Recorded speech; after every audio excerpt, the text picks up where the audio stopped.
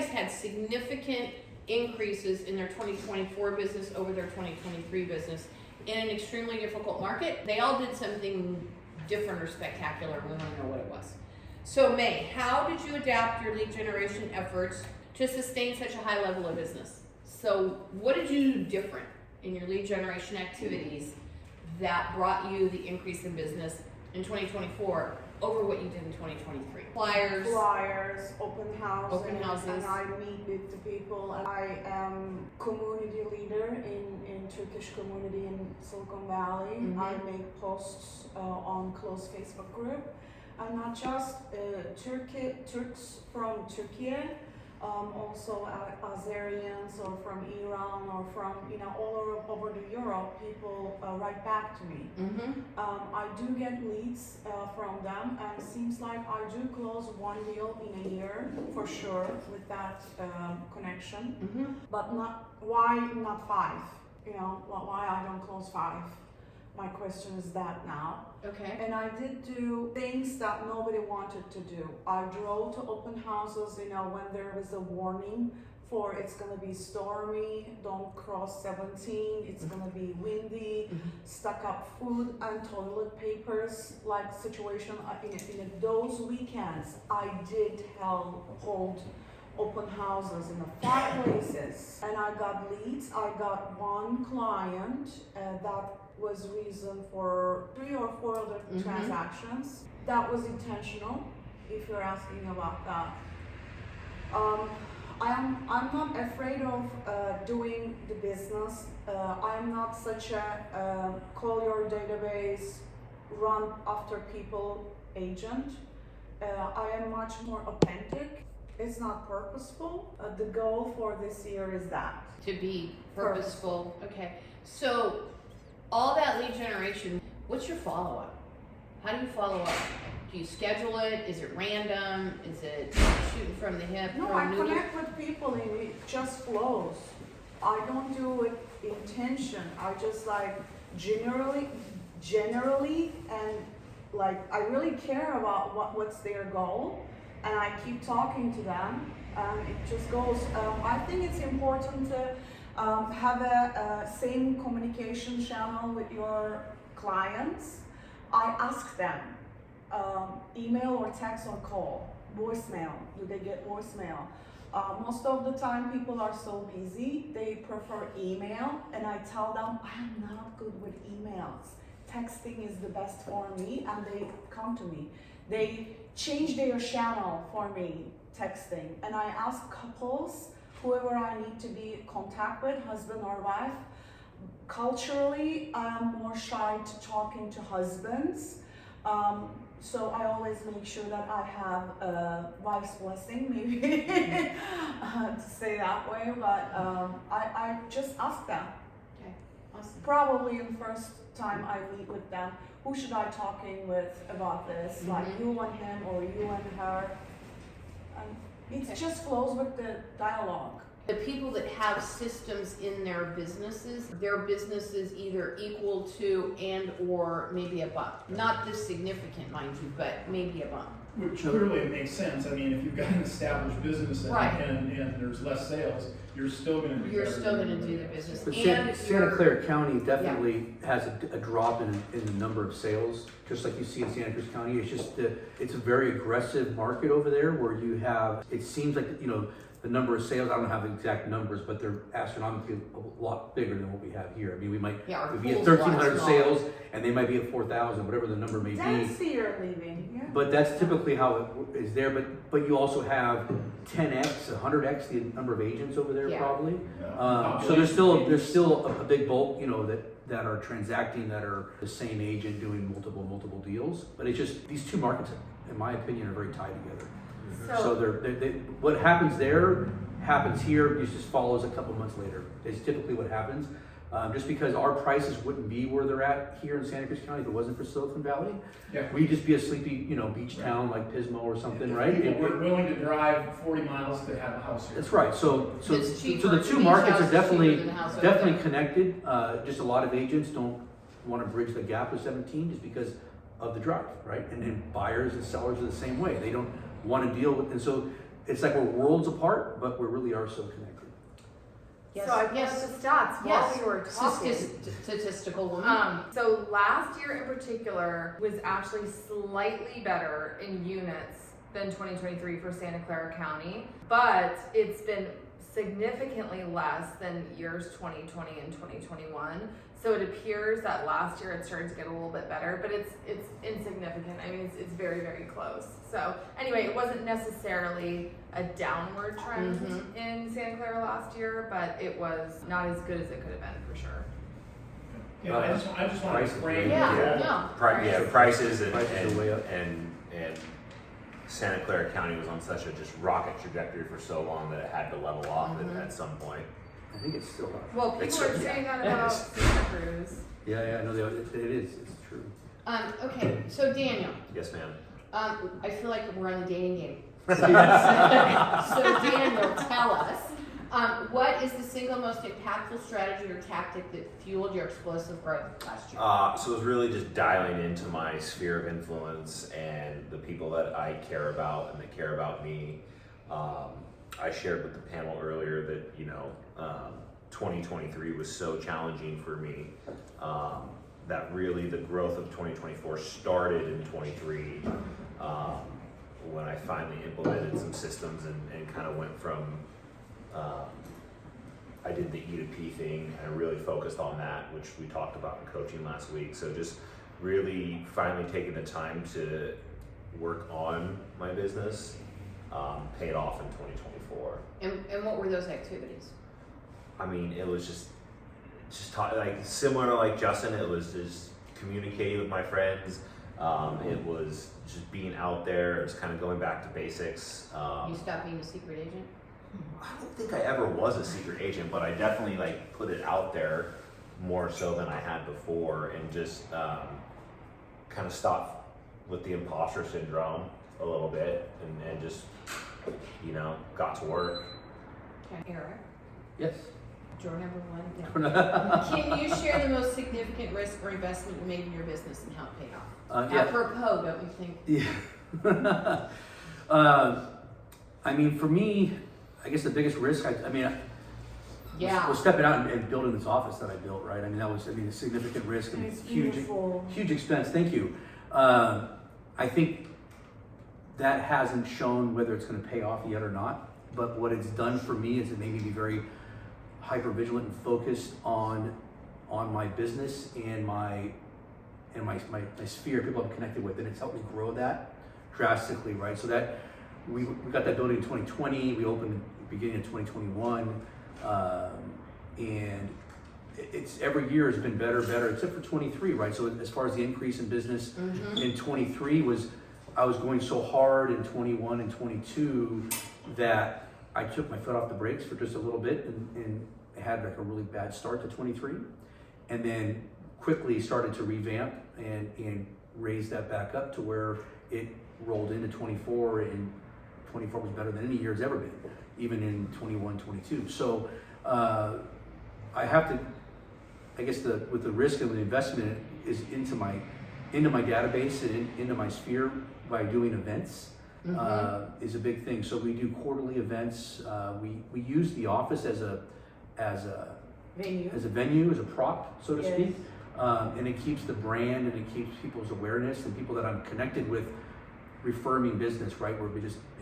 But it's nothing that anybody here couldn't do. You have a beautiful office here. Anybody could do the same thing. Rope off the back parking lot and have a barbecue out back. You could have. Our neighbors are very nice. By the way. Our upstairs neighbors are perfect. very nice. So I mean, there's Just feed them. but so it does help having my own brand, and it's all about, it's not just me, but it's just that's our business, right? Our business is ourselves. So if we don't showcase ourselves, and we don't want to be that secret agent, we want to make sure we're out there telling our friends and family what we do in a way that you're asking for the business without asking for it. Yeah. And I think that's the Kind most of pop them on the head, remind them powerful that you're there. thing. So, when I started my career, I was like, a lot of online, a lot of open houses, a lot of online leads, paying tons of, referral fees, which I would do over again in a heartbeat. But I weed myself so I don't stick to that, to where now I focus on those clients and their friends and family and how they can send me business, because that's ultimately, you want to be in control of your business, and you basically, you recession proof yourself to where you have a very diverse group of people in your network, and you go after the ones that are most likely to transact in this given market. So if I have a lot of cash heavy people and rates are high, they're the ones I want to focus on when it comes to, if the market's tough, right? Interest rates are high. If you have a lot of first time buyers in your database and your friends, they're going to be tough right now because they don't have a lot of funds maybe to get into that, but they probably know somebody that friend of yours that maybe they just don't have enough money yet to buy. They have an uncle, an aunt, a friend, somebody they might know that if you are professional enough, they will eventually, they'll trust you to refer you their business. So there's really no belief that you're too early in the business or too late in the business. There's a way to get business in every stage of your career. You have to look for that opportunity. 100%.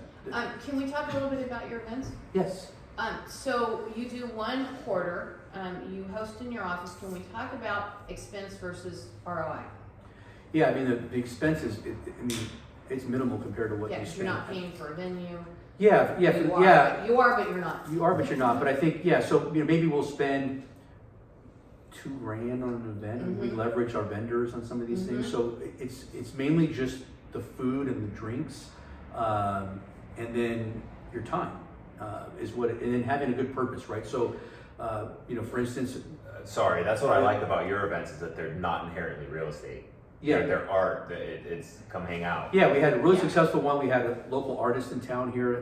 We hung her art in our office, and let her sell it out of our office. And she was a refugee from Ukraine, and a really cool story. But she needed a place to put her art up, and so we displayed it there. We had, I made so many connections with the amount of people that came through that. It had nothing to do with real estate, but the community came in. And we always wondered who this was here. You went into, what are you doing? And it opened up conversations about real estate. Because people always, I don't know, I was just camping this weekend, literally this guy next to me from Los Banos is just like, what do you do? I have a real estate office, I sell real estate. And the first question, you can guess what the first question was. How's the market? Exactly. And your answer was, why do you ask? Yeah. So you have to have, that's that's coming right away, right? And so it's just, people want to know, right? They genuinely, you tell them you're in real estate, because majority will own a piece of real estate, right? Whether, or want to. Yeah. It's, so they want to know what their assets doing, right? And so they're going to talk to a professional. And so you have to have that answer ready to go. But so back to the events real quick is, it's just getting out there. Now you have social media, it's easy to put it out there. How do you invite people? How do you drive traffic to that? We send out, put it on social, we send an email blast, so MailChimp, we'll send it to our sphere, to even our lead pond, to everybody that we have. So it goes up to thousands of people. Your lead pond is a lot of them aren't gonna come, they don't feel comfortable yet, they don't know you, but your sphere will respond, they will come. The most success I had last year was texting.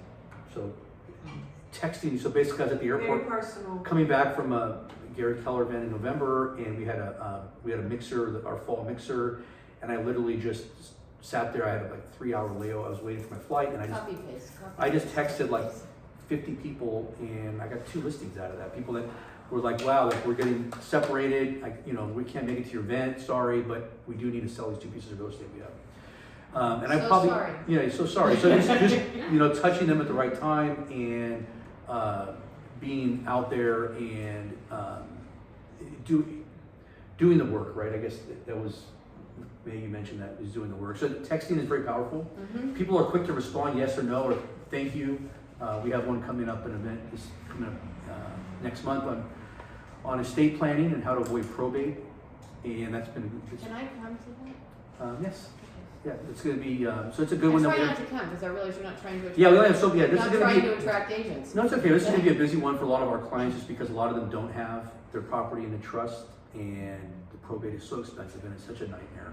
And so people they have their head in the sand. They don't want to do it, right? So anyway, so that's things. It doesn't have to be about selling houses. It can be about anything. We have an SPCA, and I've got the dog groomer that comes and does nail trims and bring your pet to our thing, and we'll do that, and proceeds will get donated to the SPCA. And so there's a lot of things. Did you do that? I had that one's coming up in March. Good. No, So you it's another can. one. Yeah, yeah. No, it's not, no, it's a But- brilliant but yeah. idea. But yeah, but there are a lot of ones out there. There's a lot of stuff out there that, I mean, we, honestly, whatever you're into, if, you know, and your clients are into, you know, it could be, you know, if you have a lot of clients that all of a sudden are, you know, empty nesting and whatever, or they want to maybe know about tax deferred exchanges or something, you can have stuff on that, or if it's just, I don't know, there's all, I mean, I don't know, there's a plethora of So different you're ideas. giving value without asking for anything in return, but you're actually getting Yeah. something back in return. Yes, I think Goodwill that's, at the very least. right, I mean, none of us want to, I mean, there's a time for that, you know, I think, Yeah. whether you want to, you need a doorknob or ask for the business, you've got an active client, or you need more listing, you know, going after a book of business and asking for that. But with your sphere, you want to touch them so often, you don't want to come across that way, right? Exhaust them. Yeah, you don't want to just always, who do you know that wants to buy or sell real estate? Who do you know, you can't ask that question. They will tell you because you're in front of them enough and they know you sell real estate. Yeah. And they see you out there doing good things, so anyway, yeah. But Awesome. what would you consider a good turnout at your events? Like, what on average? Hello. I mean, I've had good turnouts with only 10 people showed up and one person we could have a valuable conversation. This last event we had in November was so busy that I had so many people showed up that I couldn't talk to. You didn't I get to have had this. like, Give me a call, I'll talk I to literally them. just had like, yeah, right, thanks. I literally just like, thank you for coming, and then I introduced them to another client of mine, and they Yeah. started talking. Yeah. But like and people were pulling from every angle, so then that was our busiest event so far.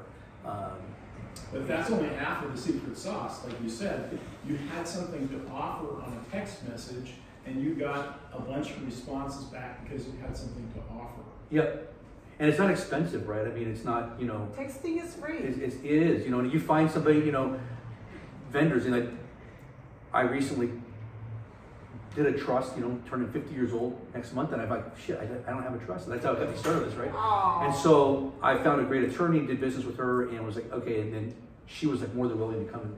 A lot of people, I don't know where they want to get more business. She's hungry for it, Yeah. but is asking for it. A lot of vendors don't, they're your, you know, they get stuck in their little rat race and they just don't want to grow, but is asking for that, you know, make sure you ask for that business, so. Sure. that's Well, and she important. gets to know you. So she knows And I got to how know you she's a good fit, and so, Yeah. but she's not going to charge anything. She, as a matter of fact, she'll give a discount to anybody who shows up. And Yeah. wants to put anyway, so Right. it's a win-win. No, definitely sure.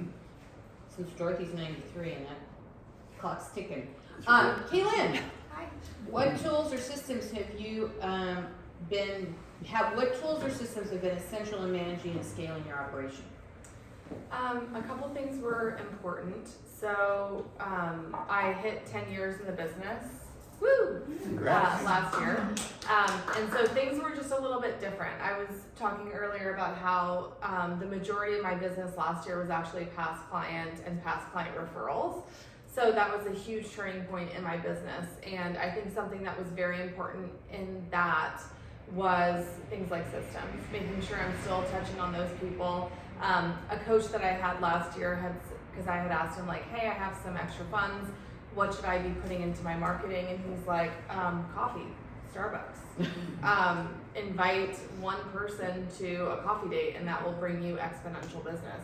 And so rather than focusing on some other marketing tactics, I was having more one-on-one conversations and realizing like, oh, these appointments where I'm like actually enjoying myself and connecting with people is actually a huge benefit as well. So that was something where I scheduled more appointments with past clients and with friends that were just in person that actually really helped my business in the long run. Along with that, I also really got involved in my community as well. Me and a local agent here started a community group together. Tell us what it's called. It's called KW Santa Cruz, and we held a lot of panels about topics that we really care about. And while I felt like that was taking me away from my business, it also introduced me to a lot of people. It also made me feel fulfilled, which you will be a better person in all aspects of your life when you're feeling fulfilled. In addition to that, something that I think was really important was actually breaking down the process of real estate. Like I wrote down like from start to finish when you're buying or selling a property, or when I get a lead, or you know after someone closes, what that whole process looks like. So now when that happens in the team, we have every single step along the way. We can tell the client what happens next. And that has been extremely helpful too. We make sure that nobody falls through the cracks. So that's been really important. Also, with the 10 years in the business, I shifted my focus towards like when you actually have an appointment with someone, rather than being more passive with them, I definitely go for the close more so now than I had in years past. And the reason being is I was actually doing those clients a disservice if I was not going for the close. They had called me for a reason. They sat down with me for a reason. I was almost selling everybody short by not giving them the opportunity to be the professional that I am. So that was a huge change, and I shifted What more. triggered that? I was exposed to people who did business a lot different than I did, and I allowed myself to be wrong, and I definitely learned a lot from people who do things very differently than me, and now we have this hybrid situation where Kaylin doesn't fall into a bucket, so that was one thing. And another thing is, before, when I would have a listing presentation, I would be getting ready to get ready so much. Like I would want to know everything, research. And then I got to the point where it's like, I just need to know my listing presentation so well that I could give it in a coffee shop if someone just comes and asks me about their property. And so now I'm so excited every time I set an appointment, rather than being scared shitless, because I actually know what I'm going to say before I say it. So those are some of the systems. I think what you say over there is really important, and it's part of me too.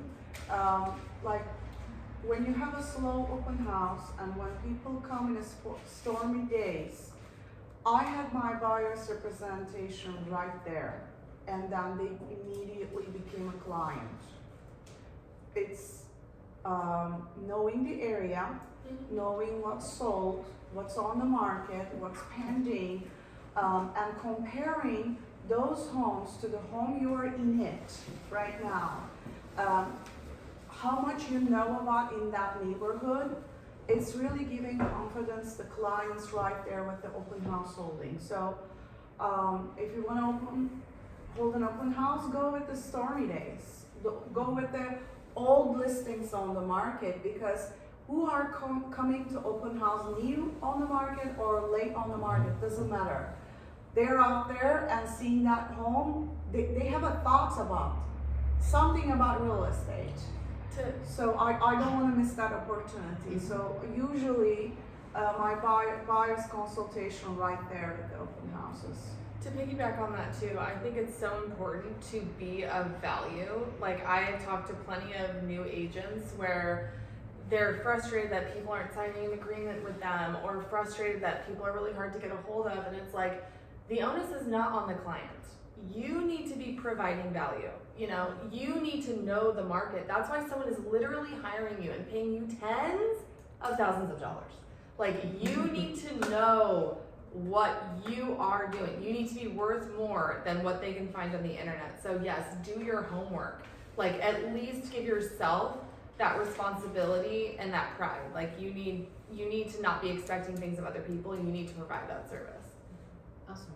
So this is an open one, whoever wants to answer this. How do you structure your day or your week to balance working and growing your business?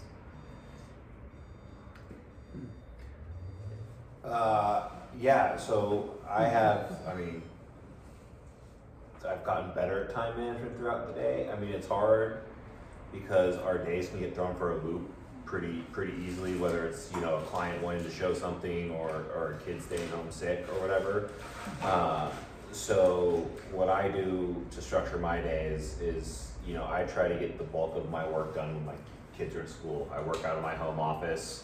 My wife's got a crazy work schedule, so my goal is to be real estate guy until about 3:30, 4 o'clock, then home. It's dad, it's baseball, it's homework, it's taxi, and this and that. So the way I structure my day is I try to take care of myself first, right? So that means it gets the kids to school. It's obviously clearly checking text messages, checking the market in the morning, stuff like that is a daily non-negotiable. Then it's maybe a Peloton ride in the shower, maybe it's going to play some basketball. Because I'm a firm believer that if like my cup's not full, I can't pour into others or whatever. So take care of myself, and then it's just short bursts, right? So if it's an hour in command, and then if it's another 40 minutes of email, I just sort of see what the day brings me and try to tackle it the best that I can. So I'd say for me, structure is the best. And I'm also a parent as well. And so it can be difficult to navigate. So my day actually starts the night before. After my kids go to bed, I'll hop on the treadmill, I'll walk, and then I'll pull up my calendar on my iPad and be like, okay, what does my day look like? And then I will create a priority list, just an easy checklist of things that I have to get done. And then I will time block in the next calendar day what I'm going to do in the areas that are not already scheduled. So that's a really good way for me to get my head in the game. Okay, what needs to be accomplished first tomorrow? So at least I know if these items get taken care of, I've had a successful day.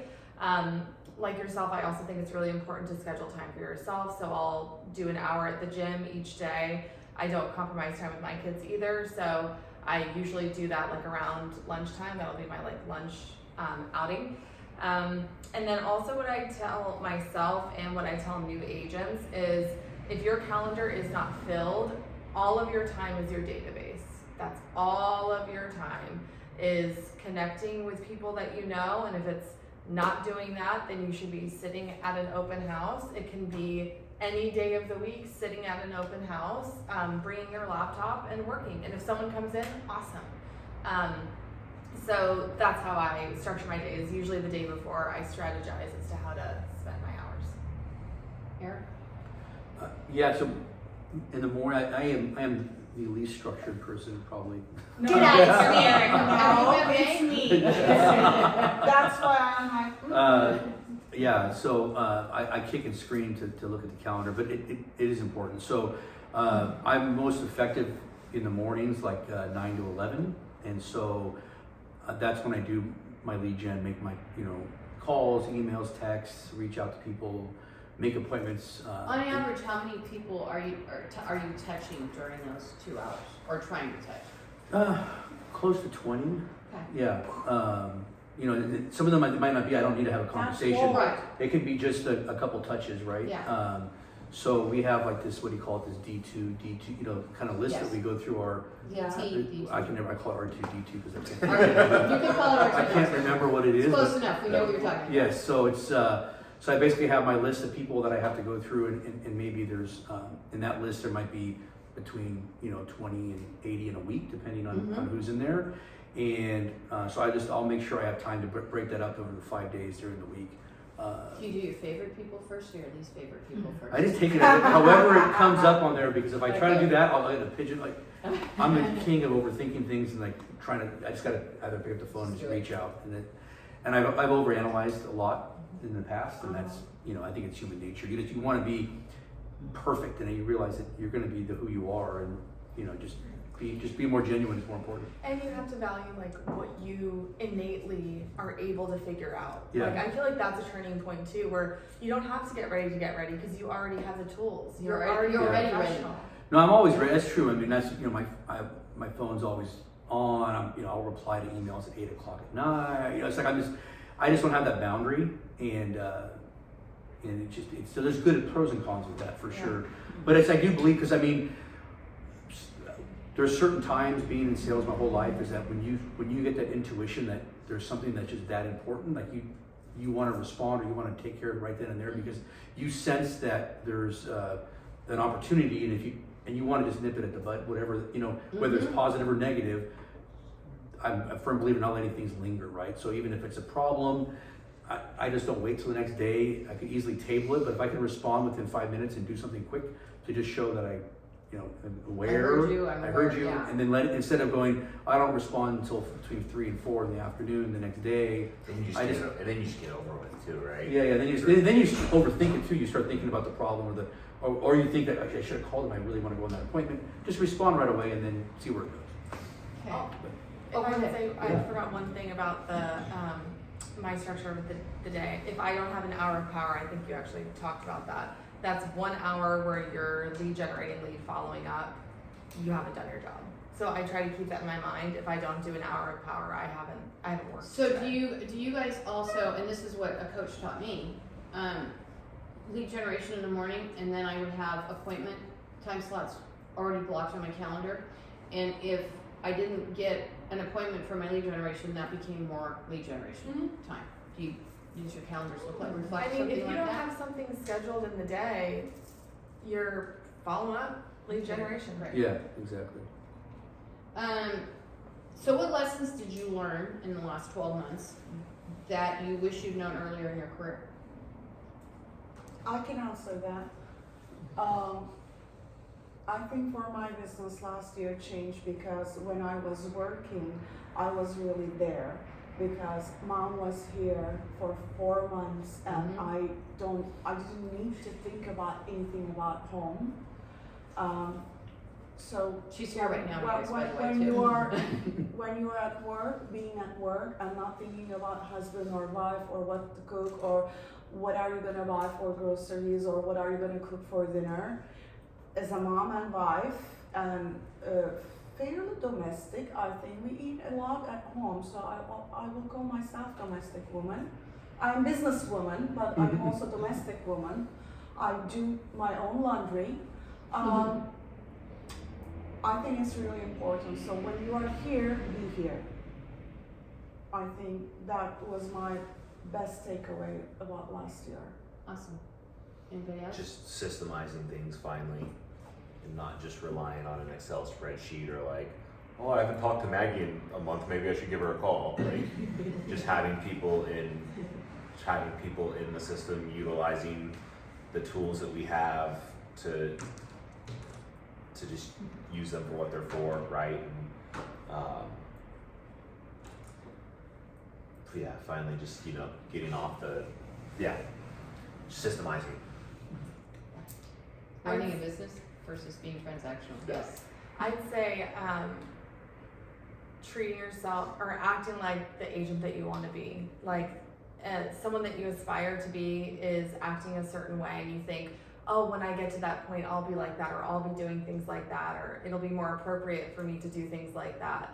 But this year, I decided I'm just going to act that way now. And I feel like that's been a turning point for me as well. Eric? Yeah, so I think agents are funny, right? Yes.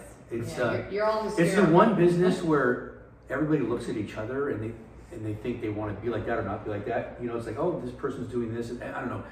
I stay away from social media, and as far as agent to agent, I mean, I follow a ton of agents follow me.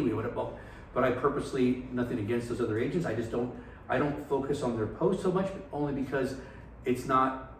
That's going to sidetrack me, and it's not going to. I already have kind of my mission and my plan of how I want to do business, Yes. and I have to stay in that lane. Yourself, like. And that's just it. It's You just just like, put your I am who I blinders am, on. and I'm going to do Yeah. things, and that's my business, right? Yeah. I've never met another business before where Uh-huh. people spend more time watching what somebody else is doing, Mhm. when really our clients, the chances of them co-mingling with one of us is so rare, really.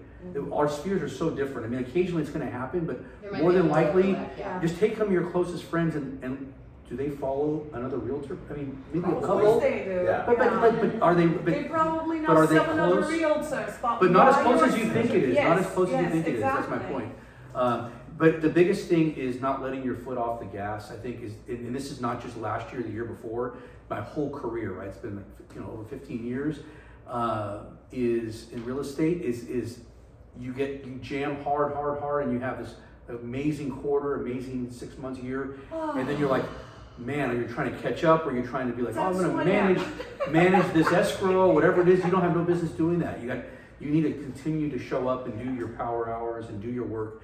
Otherwise, you'll end up in this cycle, which is just like, it's like this, and 90% plus of it's going to happen to all of us. It's happened to me many times. It will happen to everyone.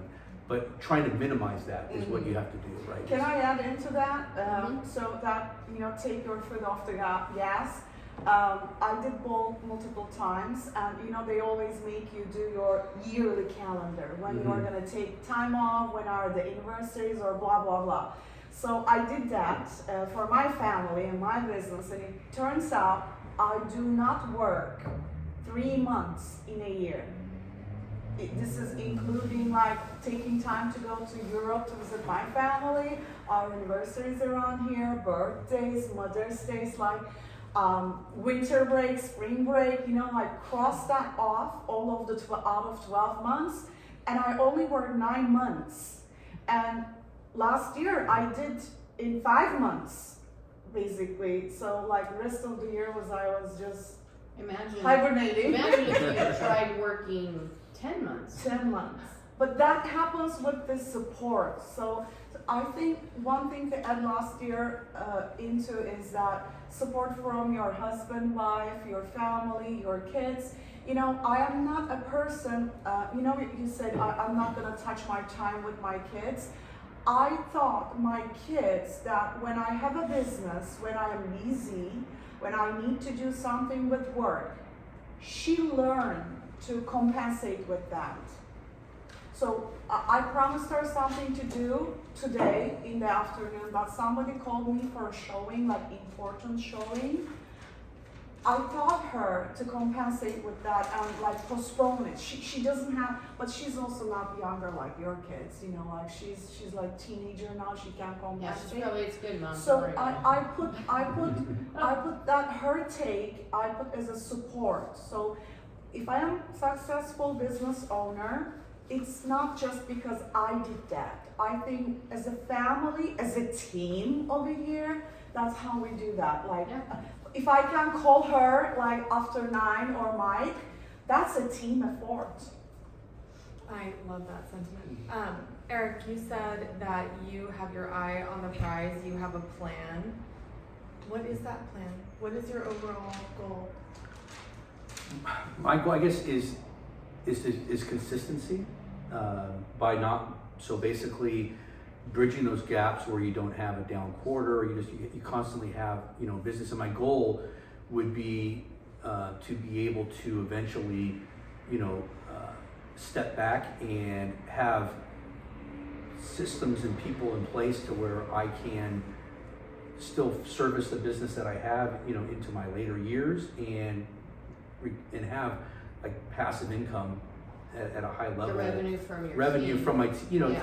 and it's because it's really me. I mean, all the business that I, you know, is my own sphere, my own business, and so my goal is to be able to, you know, eventually, I have a hard time letting go, and so I want to be involved in everything. But eventually, my goal is to be able to be, hey, this is so and so, and they're gonna take part of this transaction and run with this, but I'm still overseeing everything, and I'm fearful of that. But that's my goal, is to be able to and have that work seamlessly to where, you know, I can step back at some point. Maybe this is my 10-year plan, you know, so it's not something immediate.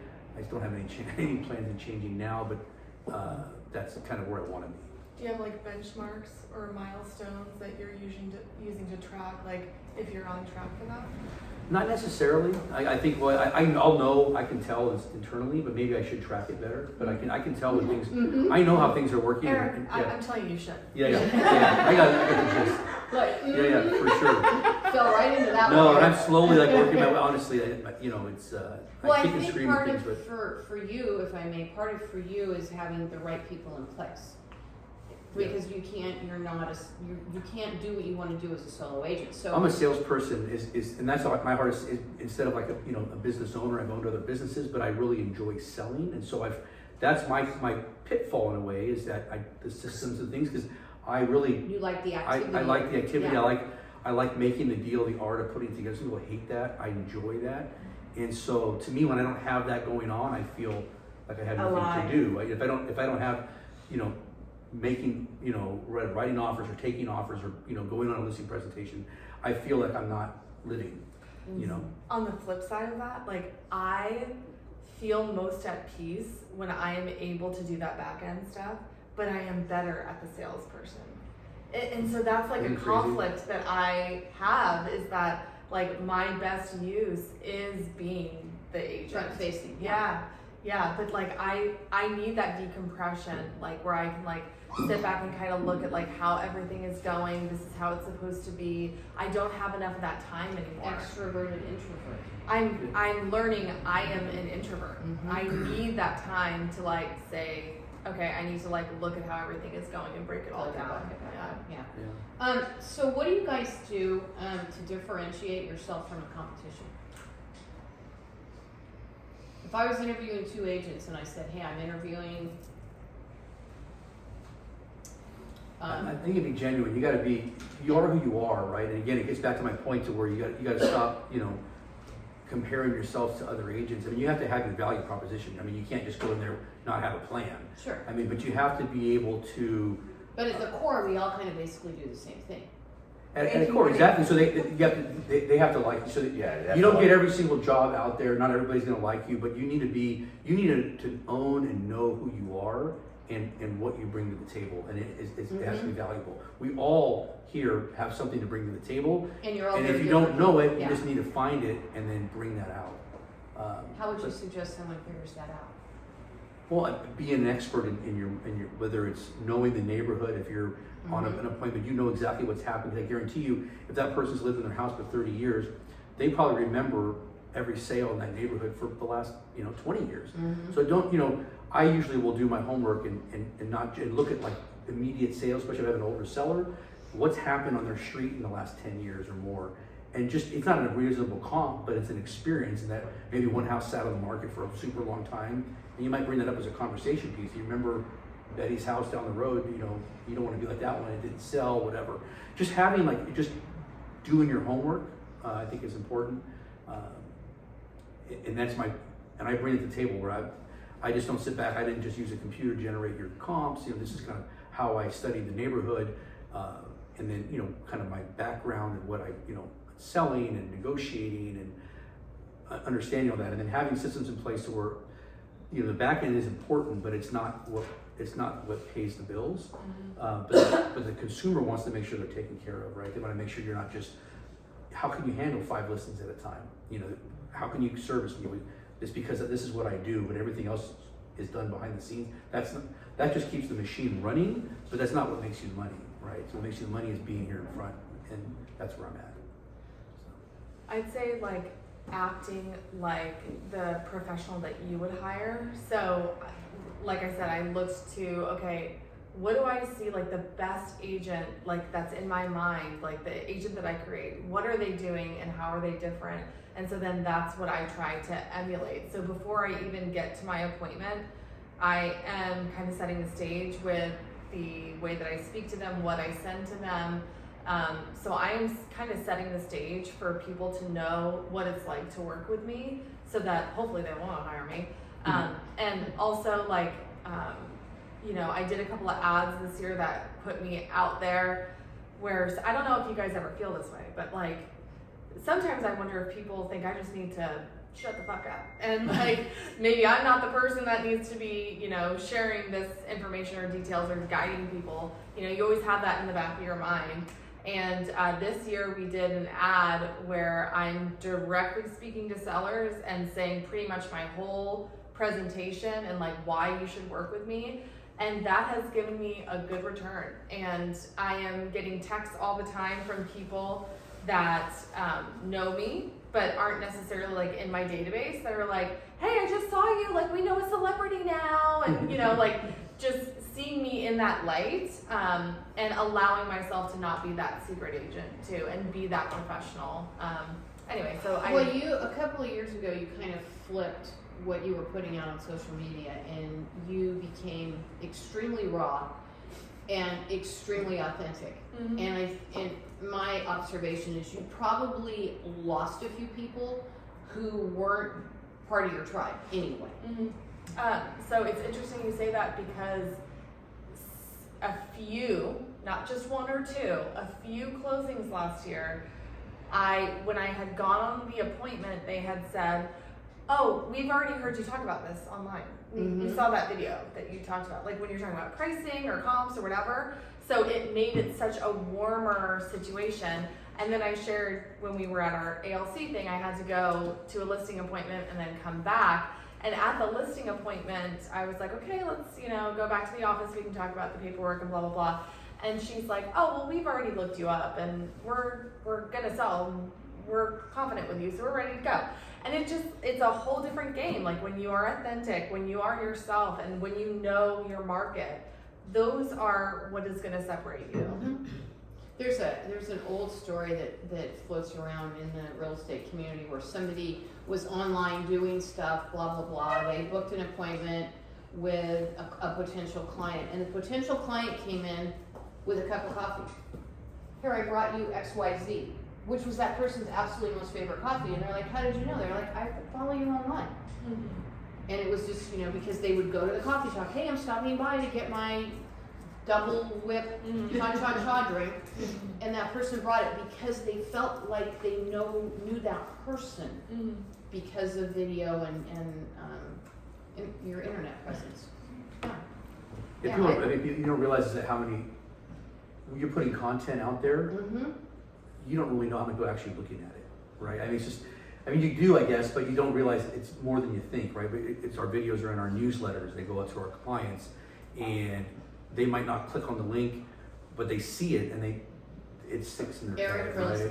Whatever it is. So I don't know how to track it, but it's definitely it's pretty powerful. Well, I used to get depressed when I would see like only 400 views. I'd be like, God, I'm such a loser. But then I think like, what if this room were full of 400 people where you got to pitch to 400 people At one time. That is one hell of an opportunity. Well, and it's free, essentially. It should be free. So there's one more differentiator that May didn't bring up, but it's multilingual. Oh, thank you. Being multilingual is huge. being able to speak English, Spanish, English, Vietnamese, Turkish and English. Turkish. Really that is huge. Makes people comfortable if you understand the language. Yeah. And also, just wanted to add one more thing about how I do my business. I have a fear of being a realtor that my sphere, my people, my community will feel, ooh, realtor. Because in the community, some people, and a lot of people, think that realtors are a salesperson and they want to sell you anything, everything, all the time. Because some realtors, they are really irritating. I really don't want to be that agent. Like who you want to be, that's what I don't want to be. So I think my people know me genuinely. I'm doing this business from heart and I'm really there for them. Like from my heart, like I really try to help them. Whatever is their goal. And when I go to appointment, buyers or listing appointment consultation, they already know that. Yeah. We already have our information with each other. I think we all conduct business different, right? And there are different agents that will fill different buckets and attract different people. And the agents that are a little bit different, maybe irritating to you, may fit the need of a different client, right? I feel like, and I do believe everyone is genuine in their own right. Of course there are shitty people, but there are shitty people.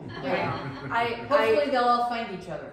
Yeah, and go to an island. I filed an official complaint about them. I think there are 3 already. Over the hill agents. But I mean, I think us as a profession and us as an industry, us collaborating together, us bringing each other up, us being good to one another, I think is so important. And last year there were people that I told not to sell. I mean, and that sometimes is the best. That's the best advice in that moment. Yeah. And it's hard because, and I'm thinking of one particular one in a specific neighborhood who he wanted to move within that neighborhood when he didn't have funds. This was the only way that he would get funds, and it would actually be a more expensive venture for him to do, and that was his retirement. And I was like, I do not think that you should do this. Here is why. And he tried multiple ways to make it work, and I'm like, look, someone may tell you something different, but I need to tell you that this is what I see as your fiduciary. And that is the best that we can do, Yes, you know? Kitty end up selling? No, Good. no. Awesome. Any questions? Please. So this is for everyone. What would one thing you would offer a new agent to, I don't want to say systems, I'm not sure, just, Kickstart? yes, thank you. I have one for To you. keep the ball rolling, yeah. Were you gonna say something, Eric? No, that'd be good. Yeah, so if you have something in your mind each day, I'm gonna set one appointment today. Have one goal. If you have a goal in mind, it's much easier to accomplish. And your only goal is to set an appointment and focus on that. And maybe think of 3 different tactics each morning. What's something I could do to get closer to an appointment? Is it to call X, Y, and Z person? Is it to go to a networking event? Like, maybe make some different priorities each day, but focus on one goal. That's my recommendation. I'm gonna give you the Justin McNabb version of what Kaylin just told you. Have one meaningful real estate conversation a day. With the intent of making an appointment. Because if you're just having a conversation, that's all that's gonna happen. Thank you. Just do the things and stay persistent. And don't listen to people who are Don't like me being, giving you you know, BS. being Just don't like listen. me. Let them talk, but just don't. Oh my God, that's so important. Yeah. That needs to be a billboard. Yeah. Just, Every time. you can let it up here, but don't let it in here. Yeah, I mean, every time when I started, I remember going to like Christmas dinner at my husband's work. Everyone coming up, oh, you're in real estate? I'll give you 3 months. Like 10 years later, MFR, Yeah. like please. So yeah, I agree with that. Yeah, hey Kaylin, no, sorry, I don't work with people who didn't believe in me at an early start. Any other questions? Questions? I think one thing I can suggest to new agents, I really benefited of bold. Yes. Bold laws are real. Just obey them, follow them, worship them. You know, like that drunken monkey, Worship's a like law. kill him right over there, stop, you know, just don't let him talk. I do get a lot of, you know, I discourage myself, and she knows about that. Like, she trusts me more than I trust myself. And she's like, bam, slap on my face and wake up, mate. I won't slap you, Stephanie. Yeah. Some people need it and others Yeah. don't. Well, I think bold laws are really, I sometimes, I just like look them and I like close my eyes And I there's new open ones it, now. like which one I will see. There's Like, brand new ones. that's always, they're always updating, like that's not new, That's but good. they are real and working. And what Eric is doing, like 20 calls in a day, it's bold 101. It's like, you put yourself a goal, like 5 calls in a day makes 25 calls in a week, best case. And 2 days over there, you are hopefully holding an open house or door knocking or whatever. So I think I will go with bold. It's a good one. Bold is great. Or just the homework at Ignite, which is bold Starts light. out good. Bold, let's get bold. 10 conversations, 10 contacts, 10 conversations, 10 note cards, It 10 really properties works. a week. I was the with the one bold. I was the bell winner. I was Oh, yeah. first place in about 90 agents out of in one bold 3 months meeting, and it really works. I did 100 reverse. I did like everything. She did all the things. She takes direction really well. It's good. Okay. Any other It questions? works. May, do you have any questions? Yeah, I just wanted to ask them how they handle interruptions during the day that Oh, that's don't good. take them, because I'm kind of like distracted. easily. Squirrel. I should Yeah. shut up. Yeah, this is not, May doesn't get to You answer should this not one. ask that to me. I should. And how you stay on So- target. You've already answered me. Yeah, I mean, I might not be the right one to answer this either, but it's kind of like real estate's never an emergency, right? So I take my interruptions.